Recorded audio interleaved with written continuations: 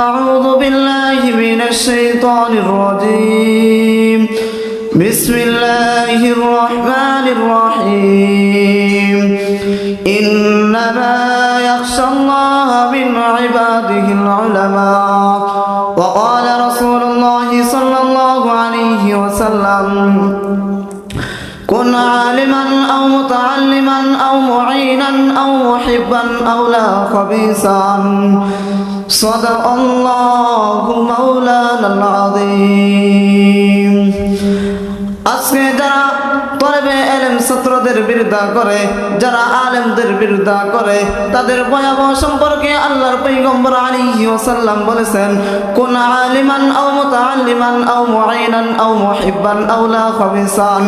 আল্লাহর পয়গম্বর আলাইহি ওয়াসাল্লাম বলেছেন, কুন আলিমান, তুমি আলেম হও, যদি তুমি আলেম না হতে পারো, আও মুতাআল্লিমান, তাহলে তুমি তলবে ইলম ছাত্র হও, আর যদি তলবে ইলম ছাত্র নাও হতে পারো তাহলে তুমি আও মুঈনান, তাহলে তুমি তলবে ইলম ছাত্রদেরকে আলেমদেরকে সাহায্য করো, যদি তুমি সাহায্য না করতে পারো তাহলে তুমি আও মুহিব্বান, তাহলে তুমি আলেমদেরকে তলবে ইলম ছাত্রদেরকে এই অন্তর দ্বারা মহব্বত করো।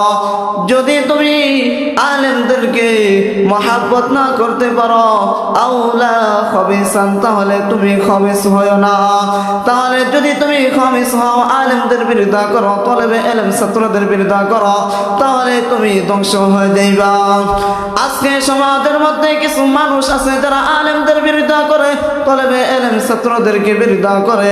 তাদেরকে আমি বলতে চাই, তুমি ইন্তেকাল করার পর তোমার জানাজার পড়ার জন্য আলেমের প্রয়োজন হয়, তলবে ইলম ছাত্রের প্রয়োজন হয়। তোমার পিতামাতা মারা যাওয়ার পর তোমার পিতামাতার জানাজার পড়ানোর জন্য আলেমের প্রয়োজন হয়, তলবে ইলম ছাত্রের প্রয়োজন হয়। তুমি বিবাহ করার সময় আলেমের প্রয়োজন হয়, তলবে ইলম ছাত্রদের প্রয়োজন হয়। তাহলে তুমি কেন আলেমের বিরোধিতা করো? আলেমদেরকে বিরোধিতা করলে তাহলে তোমার জন্য এই দুনিয়াতেও ভয়াবহ কঠিন শাস্তি আছে, আখিরাতেও শাস্তি আছে। যারা আলেমদেরকে মহব্বত করে, যারা তলবে ইলমদেরকে মহব্বত করে, কিয়ামতের দিন যখন সূর্য মাথার উপর থাকবে, যখন মাথার মগজগুলো টকবক করতে থাকবে, সেই কঠিন মুহূর্তে মানুষ কতদিন হাসরের ময়দানে দাঁড়ানো অবস্থায় থাকবে হিসাব দেওয়ার জন্য। আল্লাহ তাআলা কুরআনুল কারীমের মধ্যে বলেছেন, কানা মিকদারুহু 50,000 সানা, 50,000 পর্যন্ত মানুষ হিসাব দেওয়ার জন্য ওই কঠিন অবস্থার কঠিন দিনের জন্য, কঠিন দিনে